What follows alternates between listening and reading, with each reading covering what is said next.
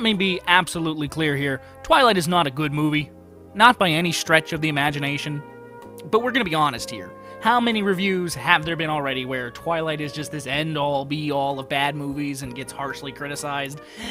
Pretty much all of them. Now, I don't know if you've noticed, but my shtick as a video reviewer is to sort of back away from the mainstream or the easy route. Now, I know I've only made 3 videos so far, but in each of them, there were easy way outs that I avoided. And I could have complained more, but I'd rather not be that kind of reviewer. On a related note, I haven't made a review in a while because I've been having a really hard time finding films to write theses about that just aren't a retread of what already has been said. Twilight, it has some good points. Albeit very seldom do they shine through, but they're still there. Kinda. So, let's look at the Twilight series with as completely an unbiased and honest opinion that we can. We can point out the good and the bad, and maybe after it's over, we'll all have learned something. Yeah, fucking right. And yes, we're gonna talk about all 4 films. Twilight's part 4 and 5 were technically the same story, so I'm gonna consider them one movie. So, without further ado, we start with Twilight Saga Part 1.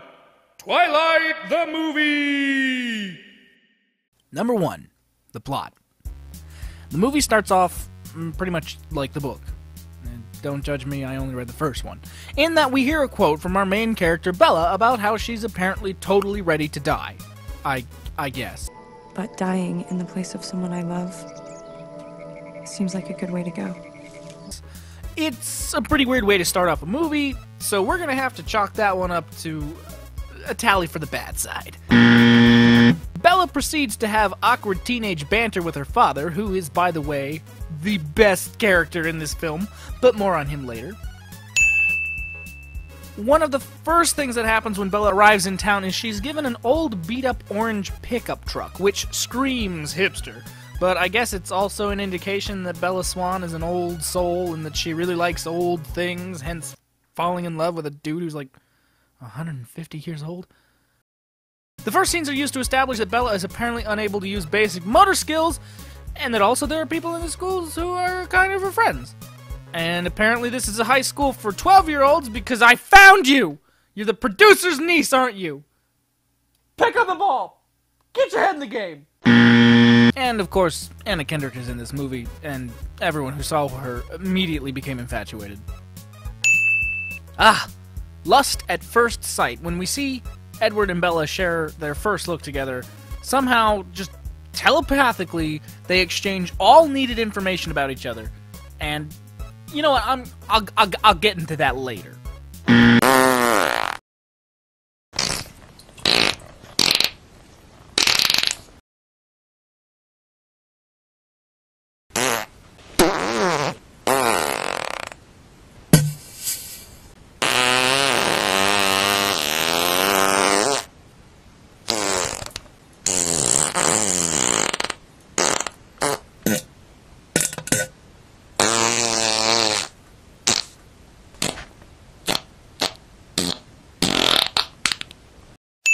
I also really like the director's inclusion of the owl behind Edward here to symbolize this angelic appearance.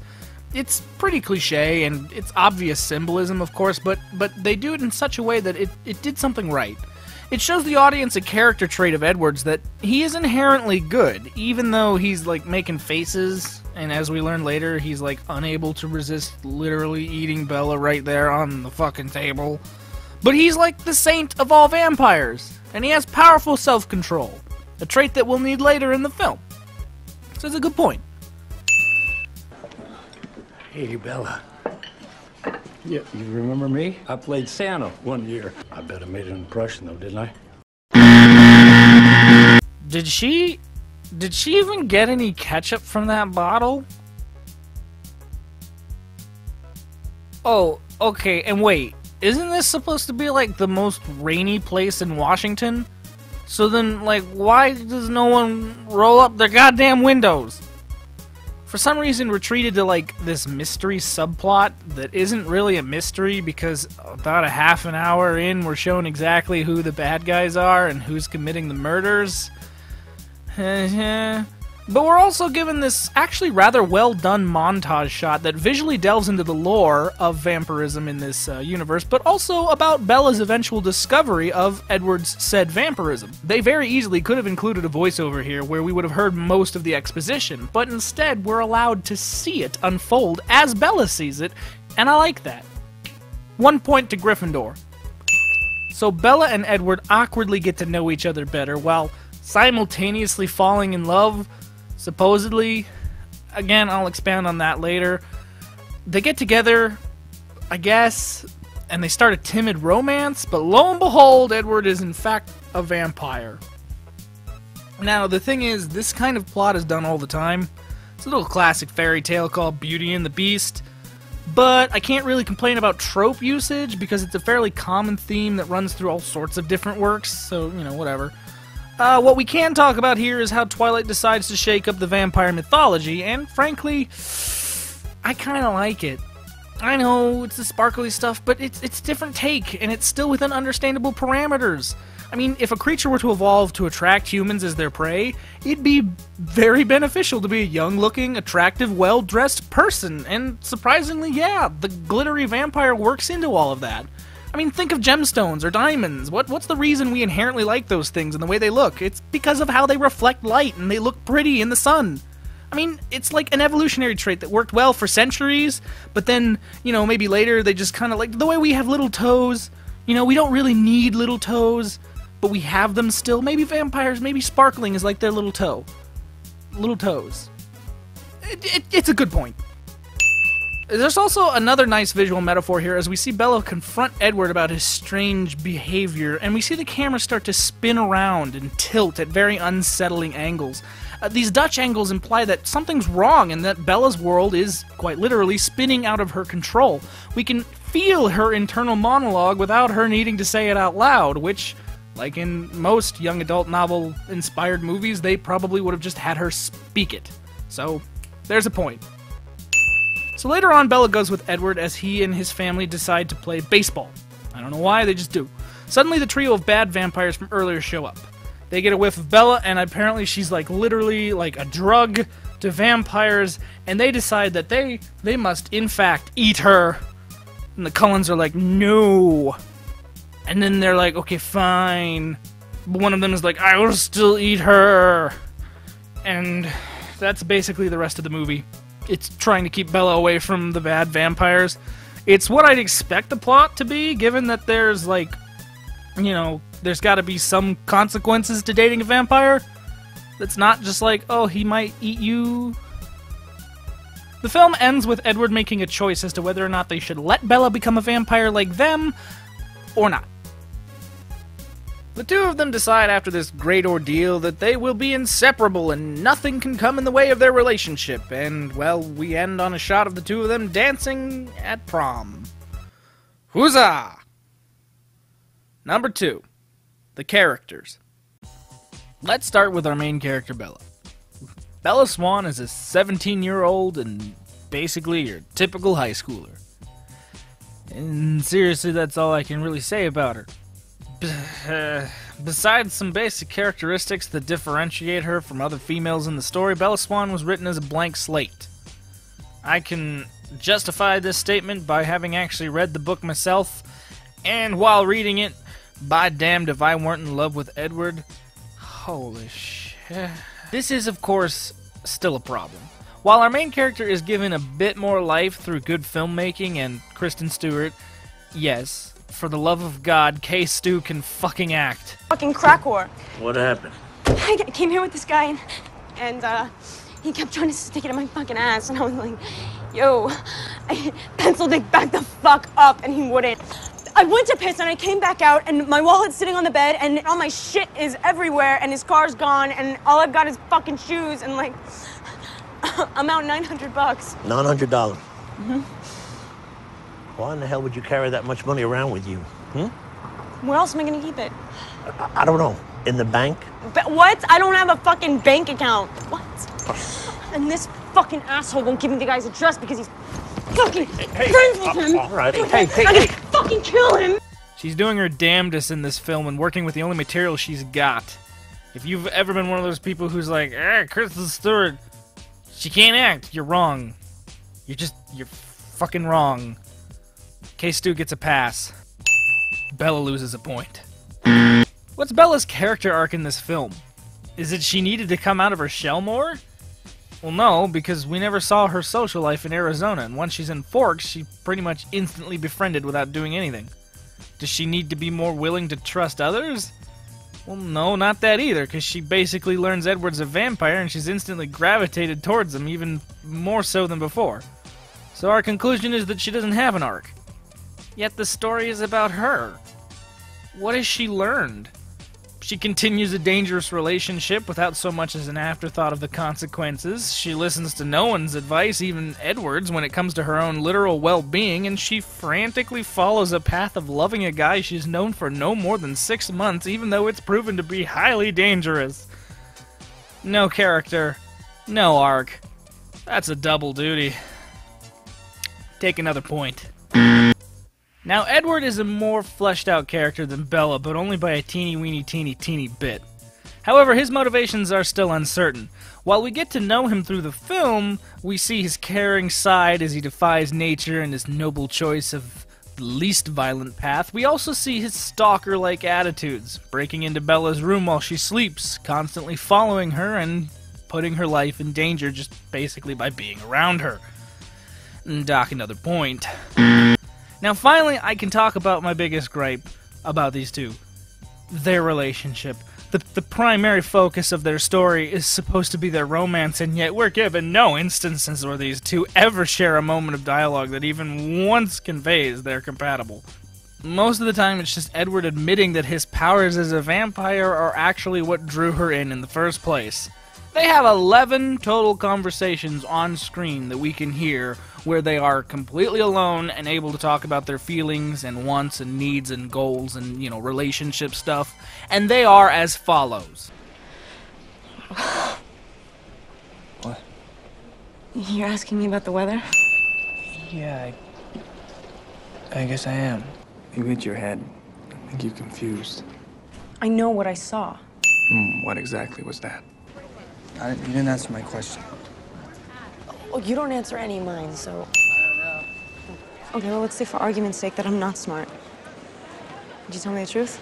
No, probably not. You gotta give me some answers. Yes, no. To get to the other side. 1.77245... I don't want to know what the square root of pi is.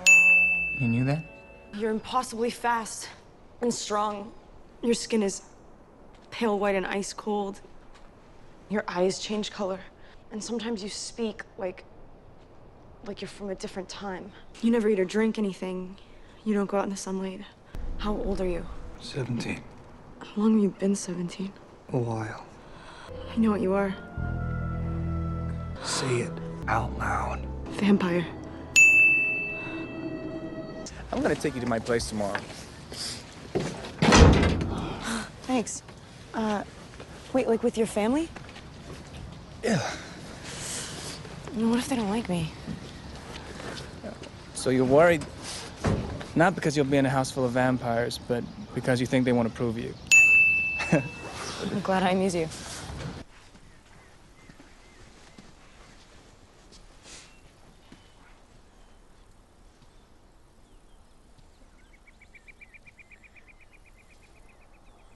No bed?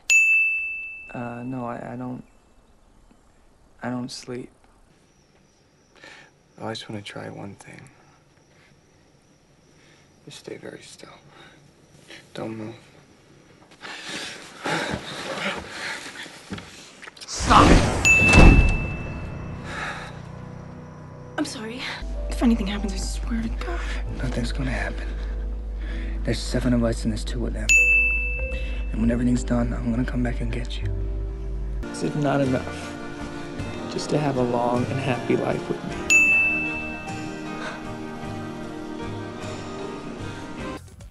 However, not one of these conversations are about themselves. They're either about the major conflicts of the film or Edward's vampirism. That's it. But you know what they do instead? The filmmakers, in a desperate plea to make the source material more believable, do actually show us the times where they talk. But each time, it's always done conveniently out of the audience's earshot.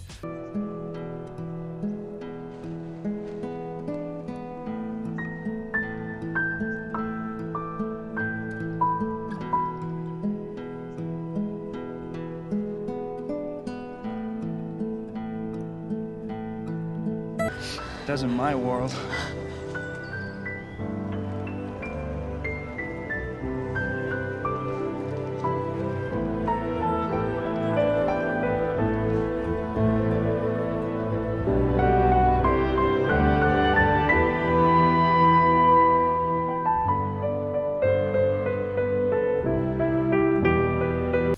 Normally, I'm all about the show, not tell part of filmmaking, but in this case, where we need to see the characters' reactions and emotions, and the bare minimum easiest way to do that is just have the dialogue speak for you, they were unable to deliver because the source material just wasn't there.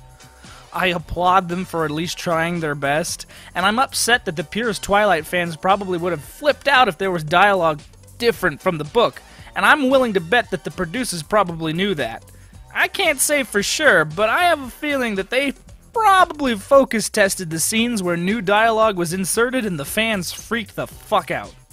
I'm giving double points on this one. One good point for the filmmakers doing what they could with what they had, and one bad point for complete lack of believable relations within the film. Now let's talk about Charlie Swan. Remember how I said he was the best character in the movie? Well, I wasn't kidding. Okay, he's the only character who's actually given a story arc. In the beginning of the film, we see a broken man. He's divorced, his daughter hasn't wanted to live with him for years, he's got one friend that we can see, and then another friend is killed by some vampires. He's distraught, and he's lonely. Bella coming back into his life is probably the best thing that could have ever happened to him. He's never been the greatest of fathers, but you can tell by the way he talks and acts that he's doing the best he can. He's trying to put himself out there as the best possible father he could be, but he falls short. He's too nearsighted and overprotective. He doesn't want to lose Bella the way he lost his wife. But then, due to some wacky vampire hijinks, he ultimately does. And while the third act of the film centers around Bella and Edward and their conflict, I can infer that there was a lot of soul-searching for Charlie during this event. We can tell he's grown as a parent, because even after the ordeal with Edward indirectly causing Bella leaving, he's still willing to let her go to prom with the dude. Bella says in the beginning of the film that he doesn't hover. One of the best things about Charlie, he doesn't hover. Well, we could clearly see that this wasn't helping him, as he almost loses his daughter. Now, instead, he understands the extremes of both spectrums, holding too tightly or being too loose. He's found a middle ground, and he's learned not only how to be a better father, but also a better person. His and Bella's scenes together are the most human element of the whole film. Honestly, if you were to ask me, this film, or well, really just this whole series, could have been a masterpiece if we had more human elements like these. I know I already gave Charlie a point just for being here, but you know what? I'm gonna give him another one. Because he deserved it. Number 3. Conclusions about this Twilight. The first Twilight is actually the best of the whole series. It's got just enough to intrigue to make it worth sitting through, and trust me, the next films are not so lucky. Twilight brings up some very interesting themes that I don't think anyone's really else addressed. Twilight presents us with the idea that nuclear families don't have to be the norm. Bella's parents are divorced, a very common theme in the world for a lot of households. Edward's father is a foster parent who adopts his vampire children. They're all collectively a family without blood ties, yet they're still able to form meaningful relationships. We don't see a pitting of parents. There's no Charlie versus Bella's mom. There's only the understanding that sometimes things don't work out the way they're supposed to, like in the movies, and that's all right. It's honestly too bad, then, that the positive message is completely drowned out by the mediocre attempt at a love story. It's all too perfect, too clean. Bella and Edward are just destined to be together like some sort of fairy tale, and the non-existent feelings as an audience that we should have towards rooting them to be together are just not there. Not only that, but it promotes an unhealthy notion about romance. Breaking into your room and watching you sleep isn't creepy, it's endearing. Stalking you because you feel protective of someone you've just met isn't criminal, it's sought after. Your partner unwittingly getting you into dangerous situations and even trying to get you out of them, but insisting that you're destined to be together isn't disturbing, it's romantic. But surprisingly, despite all of that, Twilight is one of the first mainstream works that I've been able to find that not only is about action and suspense with that little dash of romance thrown in for flavor, but also to be from the perspective of a teenage girl exploring her budding sexuality. Twilight actually graces the surface of being something that could have been awesome for all audiences while still centering around female discovery. Imagine if it were like, say, I don't know, Empire Strikes Back. I know I'm Star Wars, whatever. But reverse the roles. Say Leia was actually the dashing and smarmy rogue that Han Solo is. I'm not saying that Princess Leia is a bad character, but rather Twilight could have been the stereotype of a teenage girl's Star Wars. A work of fiction that just isn't simply an action movie, but one that has deeper, hidden meanings each time you watch it. It's what I was saying about Charlie Swan and Bella Swan's interactions earlier. We feel something when, say, Leia says, "I love you," and Han says, "I know." Just like we feel something when Charlie and Bella interact. If the whole story had been more like this, then it could have been an epic romance equivalent. It's actually sort of sad that it wasn't, but it still tried. Hey, wait a second. Does that mean... Yep, that's correct. Despite having a lot of flaws, Twilight also gets away with having just enough good in it to be, well, okay. I mean, I'm assuming you saw, the title, so you knew this already. Yeah. Twilight wasn't so bad. Do I think it was a great film? No. No, that's still a big solid no on that one. But it's certainly got points in it that can make it enjoyable to watch. And above all else, I think a lot of people are really just shitting on this movie simply because everyone else was. I mean, for some reason, I even own this movie on DVD.